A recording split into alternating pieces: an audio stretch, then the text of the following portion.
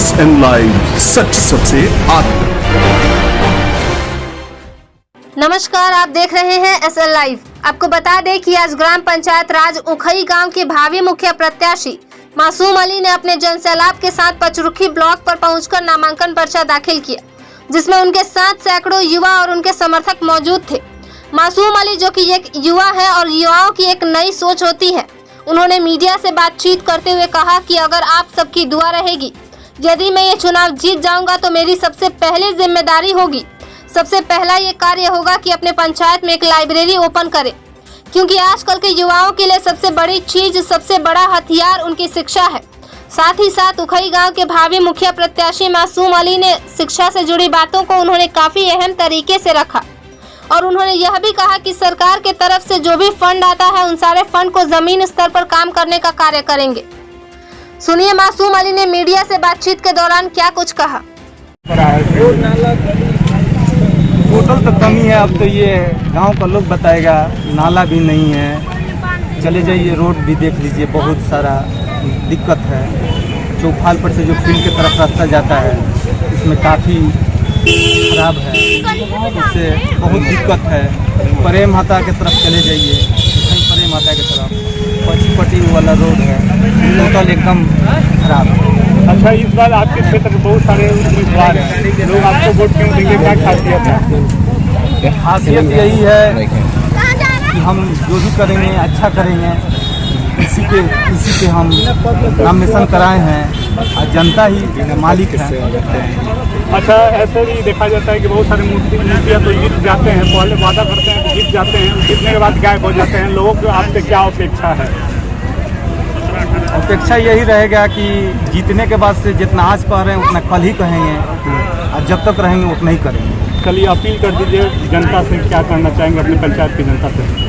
पंचायत की जनता से यही कहेंगे, हाथ जोड़ के विनती है कि एक बार सेवा करने का मौका दें। मासूम भैया जिंदाबाद, जिंदाबाद, जिंदाबाद, मासूम भैया जिंदाबाद, जिंदाबाद, जिंदाबाद। और इससे पहले भी जो कैंडिडेट अभी लड़ रहे हैं वो 2 बार हार चुके हैं, एक बार हार चुके हैं और कोई लोग हार चुका है। और आप जो पूछ रहे थे कि मुद्दा क्या है, हम लोग जो फील्ड में आए हैं ना, हम ये लड़ाई जो लड़ रही विचारधारा की लड़ाई है। विकास क्या हुआ नहीं हुआ जनता जानती है, लेकिन उखई गांव के बारे में मैं आपको बता दूं, उखई गांव का सीट पिछले 10 साल से लेडीज रिजर्व है और इस साल भी लेडीज रिजर्व। अब संविधान में जब लेडीज रिजर्व का मतलब क्या है?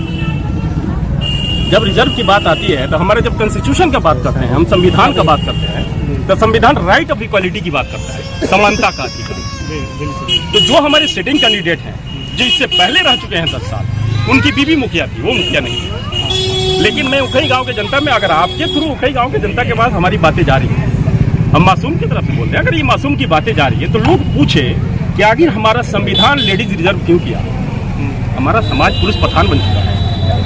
हमारे गांव में ना मुखिया आता है। देखिए, ट्रेडिशन और कॉन्स्टिट्यूशन अलग चीज है। संवैधानिक तौर पे हमारे गांव का जो भी डिस्प्यूट होता है उसका फैसला कौन करेगा? सरपंच करेगा। लेकिन एक परंपरा चला आ रहा है कि हमारा मुखिया जी उस पंचायत में जाके बैठे। इस बार तो कानून आ गया है कि कोई भी पास होगा तो वो सरपंच के पास से ही पास होगा। राइट। अब ये मैं बता रहा हूँ, 10 साल 15 साल से लेडीज रिजर्व है। संविधान बोलता है कि महिलाओं को आगे बढ़ाओ। हमारे जो सेंट्रल में नेता आते हैं, हमारी सेंट्रल की सरकारें आती हैं, वो बोलती है महिला उत्पीड़न को रोका जाए। संविधान, कॉन्स्टिट्यूशन और हमारा सेंट्रल की सरकारें आती हैं, वो बोलती है महिला उत्पीड़न को रोका जाए। संविधान, कॉन्स्टिट्यूशन और हमारा जो करंट स्टेट है, जो भी हमारी गवर्नमेंट है, उसका सोच है कि हमारे ट्राइबल एरिया में, जो ग्रामीण एरिया है, उस एरिया को लेडीज को हम आगे लेके आए, औरतों को हम आगे लेके आए। जब महिला आगे आएंगी तब हमारे समाज का उत्थान होगा, समाज का विकास होगा। लेकिन ये 15 साल से जो सिटिंग है, जो मुखिया हैं, वो क्या विकास किए नहीं किए? रोड का हालत देख लीजिए, नली गली का हालत देख लीजिए, इंदिरा आवास का हालत देख लीजिए, राशन का हालत देख लीजिए। हम नहीं जानते कि क्या उनके कंट्रोल में है नहीं है, लेकिन समाज में एक ये धारणा बनी हुई है कि हमारे मुखिया जी हैं तो हमारे राशन का काम करा देंगे, हमारे मुखिया जी हैं तो हमारे आधार कार्ड का काम करा देंगे। हम नहीं जानते हैं, वो जनता इतना एजुकेटेड नहीं है। जब ये लेडीज सीट रिजर्व किया, मेरा एक क्वेश्चन है, जो भी है, हम एक विचारधारा के साथ आए हैं। हमारा एक विचारधारा है कि हम अपनी महिलाओं को आगे लेके आएंगे। हमारा मुखिया जो है, सिटिंग मुखिया है, यह हमारा सिटिंग, हमारा ये जो भी है आपका सरपंच है, तो अगर गांव में कोई बात होता है तो क्या करें कि हम महिलाओं को लेके आए। जब तक महिला, बेटी पढ़ाओ बेटी बचाओ, महिलाओं को आगे लेके आओ, क्यों लेके आने की बात करती है संविधान? क्यों लेके आने की बात करती हैं सरकारें? सरकारें इसलिए कहती हैं कि जब ग्रामीण एरिया से औरतें आगे आएंगी तब हमारे समाज में जो महिला उत्पीड़न हो रहा है उसको रोका जा सकेगा, हमारी महिलाएं सशक्त होगी, महिला सशक्तिकरण की बात होती है। चलिए, क्या लक्ष्य, क्या संदेश देना चाहिए? हमारा संदेश ये है कि मुखिया जिस दिन मासूम बनते हैं उन्हें गांव के जनता से विनम्र विनती है कि आप एक मौका दीजिए।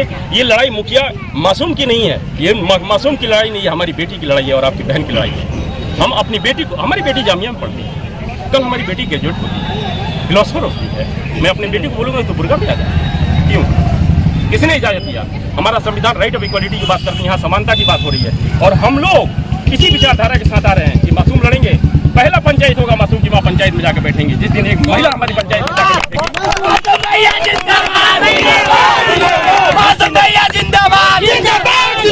एक महिला हमारी पंचायत में जाके बैठ जाएगी। मैं आपसे ये कहता हूँ कि समाज में क्रांति होगा, हम क्रांति लाने के लिए। प्रत्याशी का क्या नाम है? हमारी प्रत्याशी इनकी माँ है, नाम बता दीजिए, हस्बी निशा नाम है उनका। देखिए ये हस्बी निशा है, ये एक बार जीतने दीजिए, उसके बाद से देखा चुनाव जीतने के बाद 500 तक कोई दिखाई नहीं। देखिए हमने अभी आपसे क्या बोला, विकास क्या हुआ नहीं हुआ, और जिस इंसान का नाम मासूम है, जिसकी माँ कैंडिडेट हैं जो लड़ रही है इलेक्शन, आप देखिए मासूम को आप क्या जानते हैं? मासूम एक ऐसा चेहरा है उखई गाँव में कि इसका कोई पर्सनल बिजनेस नहीं है, इसका कोई पर्सनल भी सरकारी ठेकेदार है, लाइसेंस है, और ठेकेदार क्या हो, ठेकेदारी क्या होता है? चलता फिरता बिजनेस होता है। वहाँ ऐसा नहीं है कि दुकान पे सुबह 8 बजे चला जाना है, प्रेस हमको जाना है, हमको पेपर का चलता फिरता बिजनेस होता है। वहाँ ऐसा नहीं है कि दुकान पे सुबह 8 बजे चला जाना है, प्रेस हमको जाना है, हमको पेपर का काम है, हमको कुछ और काम है, कोई हम बिजनेस किए हैं, कोई कुछ किए, ऐसा कुछ नहीं। जनता भोली होती है, नेताजी लोग आते हैं उनको लंबे लंबे वादे दे करके, बड़े बड़े वादे दे करके एक लेमचूस दे के छोड़ देते हैं, जनता उसको सोचते रहते हैं। देखिए मैं 5 साल तक कोई नेता दिखाई नहीं। देखिए हम लोग उस डिस्ट्रिक्ट में जाने नहीं चाहते हैं, और आप लोग मीडिया से आप नहीं जानते हो क्या हो रहा है।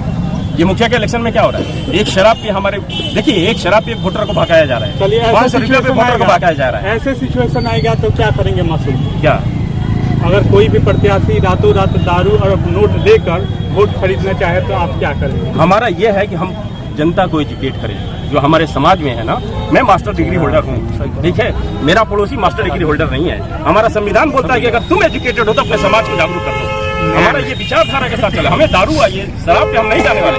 लोग बिक रहे हैं, एक वोट का अधिकार जानते हैं आप क्या होता है? धीरू भैया अंबानी का नाम सुने हैं, मुकेश अंबानी, अनिल अंबानी, टाटा बिरला, अजीम प्रेम जी, ये हस्तियां हैं कि अगर सरकार गिर जाए, सरकार ध्वस्त हो जाए, ये हिंदुस्तान को चला सकती है। लेकिन संविधान में एक भीख मांगने वाले को एक वोट देने का अधिकार है, और उनको भी एक वोट देने का अधिकार है। चलिए